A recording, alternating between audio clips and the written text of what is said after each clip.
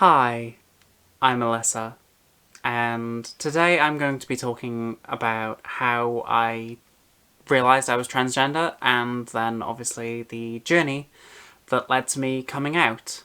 So I guess I'll begin sort of just by saying that I always knew on some level that I was transgender.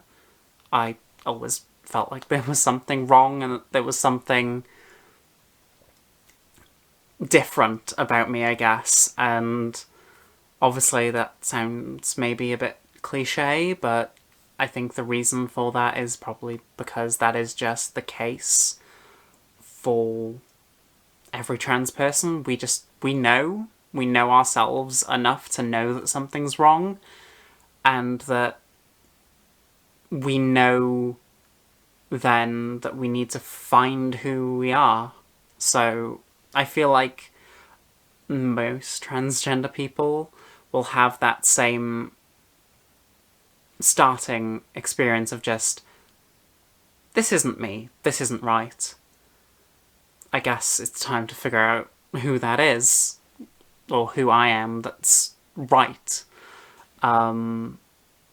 So yeah, I guess that's as best as I can really explain as to why maybe that sounds a bit cliche.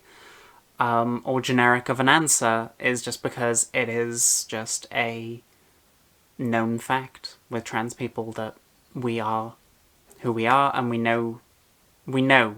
just know. So there's not really a debate. We know ourselves, we know who we are, we know when something's wrong. So there you go. So I guess beginning with when I was very young, I would play dress up with my sister, and sometimes we'd play dolls, and I had a lot of fun with that, just, wearing dresses and feeling pretty and feminine felt right. And I would do this in school as well, because we had a little playhouse, obviously in the first few years of school. And I guess as I got older and a bit more, conscious of my parents' views on me doing this, I sort of just kind of shifted to doing it behind closed doors, because I kind of got the sense that it's not what my parents wanted for me. They didn't want me to be dressing up and acting feminine and being girly, because I was their son. I was, a boy, a manly man, or whatever you want to call it.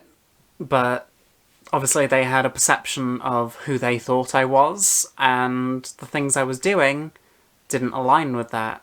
And maybe they didn't intentionally mean to make me feel like I was wrong, but it definitely came across that way to me as a kid. So I hid it. I didn't want to stop, because it felt right. It felt me. So rather than completely just stopping, I just knew that I had to be a bit more secretive about it. So I did. I didn't cross-dress or act feminine unless I was completely home alone, which didn't happen all that often when I was 8, but it still happened once every now and then, and I would dress up. I would cross-dress. I would pretend to be a girl, and obviously that it just felt right to me, and I guess that's just why I kept doing it. But I was obviously worried about being caught and made to feel like a freak, so I would do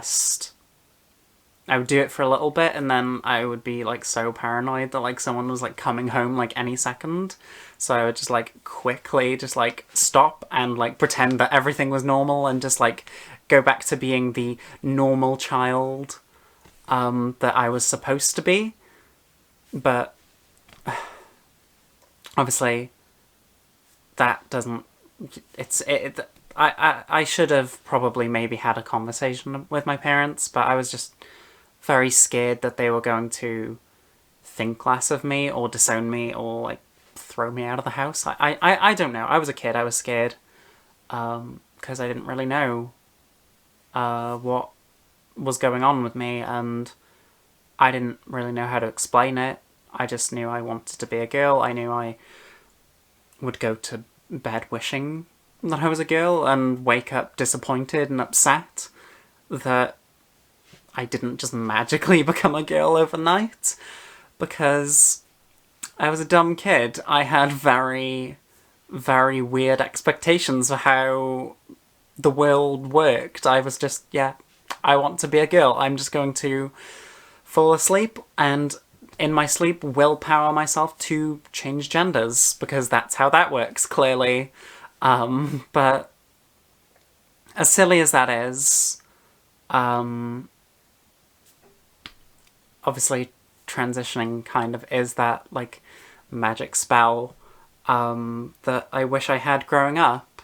And I guess just having known a bit more about transitioning and just transgender people in particular, and knowing that it wasn't something that was wrong or you were weird or a freak for being that way, that maybe I would have pursued it from a much younger age, and maybe I would have had a conversation with my parents about it. But obviously when I was growing up, it wasn't something that was very widely talked about, and my parents made me feel like it was wrong wanting to be a girl, so I kind of felt like, well, I shouldn't want to be a girl. I know I do, but I shouldn't, so I guess I'll just continue on being the boy that I am. Or at least the boy I thought I was.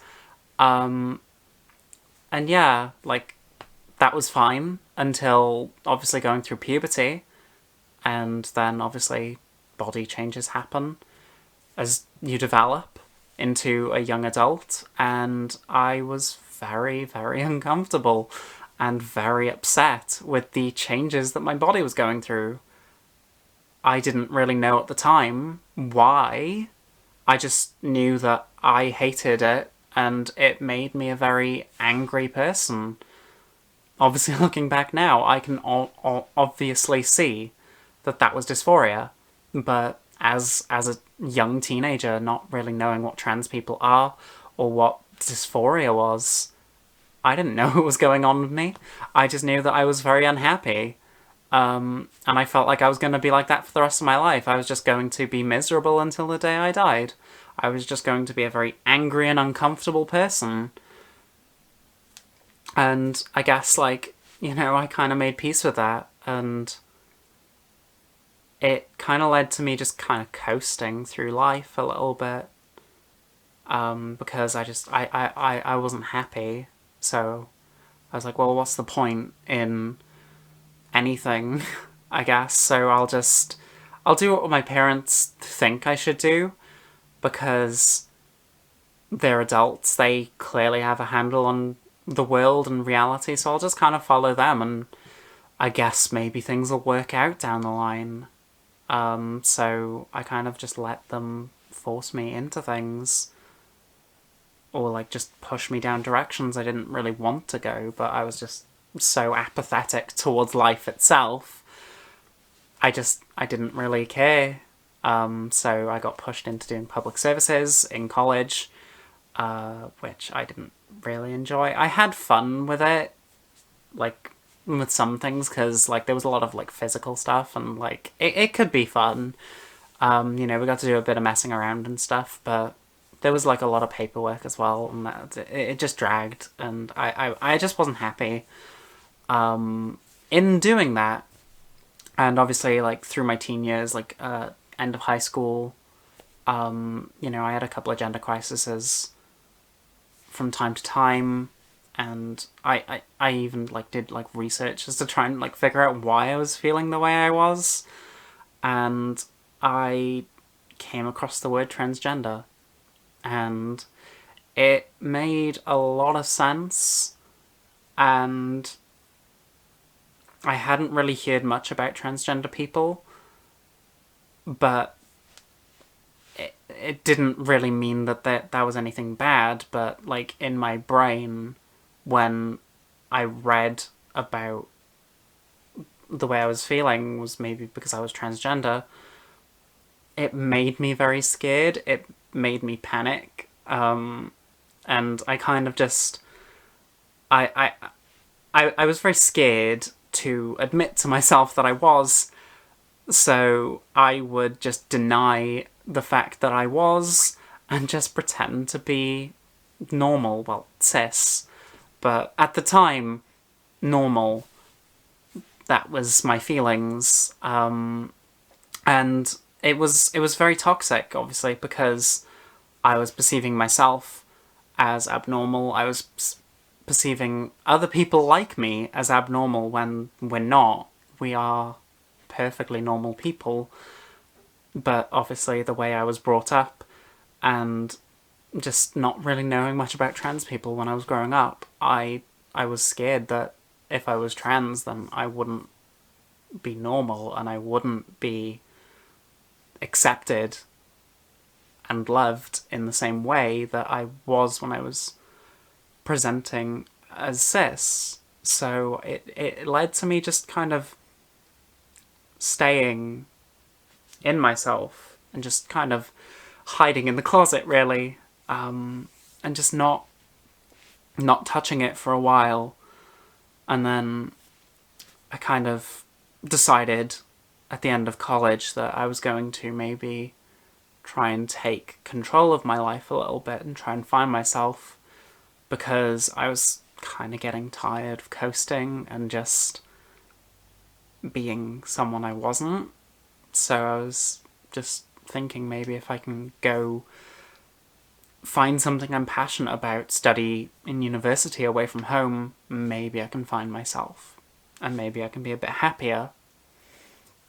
So I decided to jump from doing public services to animation, which was a very big change. And yeah, in like my first couple of years, I felt very out of my depth. But it gave me something I was passionate about. It gave me drive. And it also gave me space to just kind of explore who I was, find myself. And I found that, obviously I was repressing a lot of emotions, so I kind of discovered that I was bi while I was away at uni. But I kind of entered into a bit of a toxic relationship, so that kind of forced me into being gay, really, because the person I was with didn't like the fact that I was bi and was trying to force me into the gay box. I don't really know why. He just had a lot of issues, I guess. But at the time, that was my first relationship, so I kind of let him control me a little bit, and I stayed with him for a lot longer than I should have. But even, like, in being in that toxic relationship, I still learnt about myself. I obviously realised that I was still a very feminine person. I felt happiest when I was cosplaying as female characters. So I kind of took that as maybe this does mean that there is something there. Maybe it's something worth exploring. And obviously, like, on and off, I had a few conversations with my ex about this while we were together, and just my feelings, and just telling him outright that I feel like maybe I'm a girl and I would like to pursue maybe transitioning and just being more feminine, and like maybe like he could help me like trial run being perceived as a girl. And every time I really tried to have that conversation with him, it either always ended up coming out wrong, or he would just dismiss it and just pretend like what we were talking about wasn't happening. And I kind of, down the road, really kind of realised that he was a transphobe. And that's obviously why there was so much pushback with him, with me exploring my gender. So, yeah, like, I stayed with him, like, through that, like, a few years, just pretending to be a guy in a gay relationship. And eventually it kind of just got to the point where the camel's back just broke, and it kind of got to a point where I was just like, enough's enough. I'm a woman. I'm going to transition. And I don't really care what you think about it. I'm going to do this. We can try to make things work. But at the end of the day, you are a gay man and I'm a bisexual woman. So if that means us parting ways, maybe just remaining friends, that's just how it's going to be. And obviously that kind of led to our relationship falling apart, and just led to him being a very toxic and horrible person to me, and was trying to manipulate my friends into just completely dumping me. And he basically was trying to make it so I would just be alone for the rest of my life. But I'm very thankful for the people I had around me, and just my friends were just very, they were very understanding and very, I guess, like, in the whole argument and like the whole fallout of that relationship breaking apart, they were very neutral. So obviously, like, my ex's manipulations weren't really working on them, and it kind of, as I transitioned and as I, came into being myself, I actually, like, started to develop feelings for one of my friends at the time, because they were kind of the person I went to when I couldn't talk to my ex about how I was feeling, because I didn't feel like there was any judgment there, and I felt safe, and I felt heard for, like, the first time in a while. So yeah, I completely fell for them, because they made me feel like I wasn't wrong for the way I was feeling, and they made me feel heard. And I guess that's really what I needed at the time. So yeah, I guess, like, we ended up developing a relationship. They came out to me as non-binary, because obviously they felt that I was a very safe person to come to.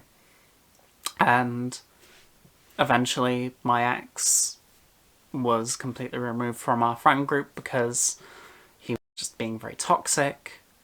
So he was completely cut out of my life, and I was able to be happy in a relationship with someone who cared about me and wanted to see me transition into the woman that I am, and just someone who has always been at my back and just been supporting me throughout my entire transition. And, like, the last couple of years, I don't really think I could have made it through without them just being there as a friend, and then obviously as a partner. The last bit over a year now, I kind of owe where I am now today to my partner, and just the people I have around me, my friends, my mother, who obviously I came out to first. And it's been a process. It's been hard for them, I feel. But I think they are, they accept me for who I am, and I feel like as time gets on, it's maybe easier for them. Obviously it's not perfect, and it's not where I would want it to be. with the relationship I would want with my mother, but it's better than it could be. So I'm very grateful for that, and obviously my friends who have supported me in my transition, and my amazing partner who has just been my biggest supporter throughout my transition and helped me see that I wasn't wrong for being me. I wasn't wrong for being different, and I shouldn't have to feel sorry or apologise for just existing the way I am.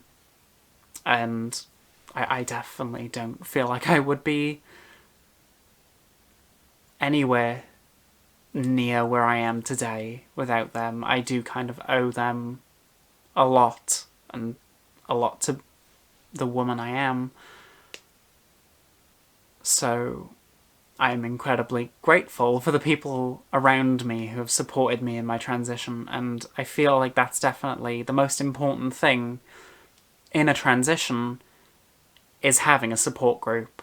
Obviously having people around you who support you and love you and constantly show you that you are valid and that you are you, and there is nothing wrong with that.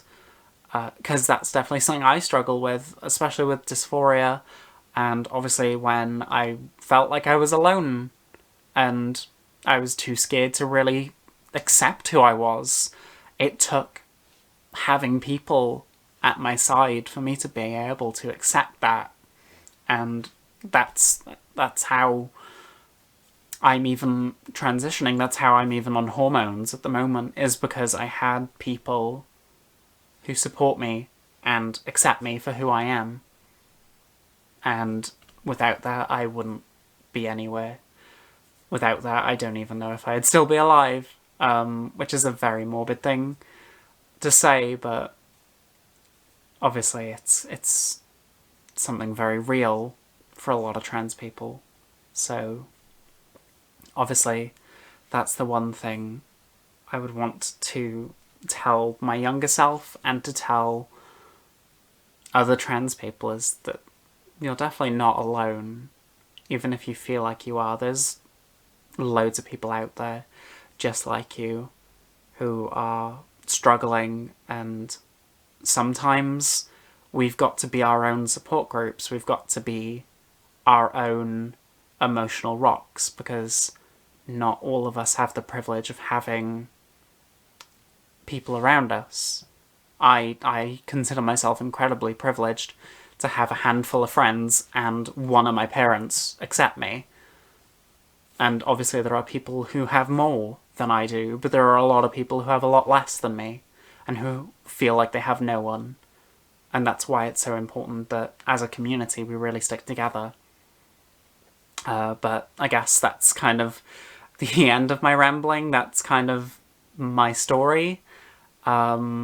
Sorry if it went on a bit long, or if I went in kind of circles a little bit. I tend to do that when I ramble, but I just wanted to get... I wanted to get it all out there. I wanted to get everything from my head out and just make sure that I covered everything. So yeah, so thank you for watching. I guess I wanted to make sure I covered everything that I could remember and that I felt, and just give as authentic of an idea of what my journey was like. Obviously, I'd love to hear your journeys and experiences as being the people that you are, in finding out who that person is, and then the steps to obviously getting to where you felt happy. So if you want to leave a comment on just your process on how you came out and began transitioning, or just that journey that it took to being able to accept yourself, I'd love to hear it. Obviously, if you like the video, then you can always give it a thumbs up, or consider subscribing, but there's no pressure to do so. But I guess that'll be it from me for now. So I will bid you farewell. I hope you have a wonderful rest of your day. Bye.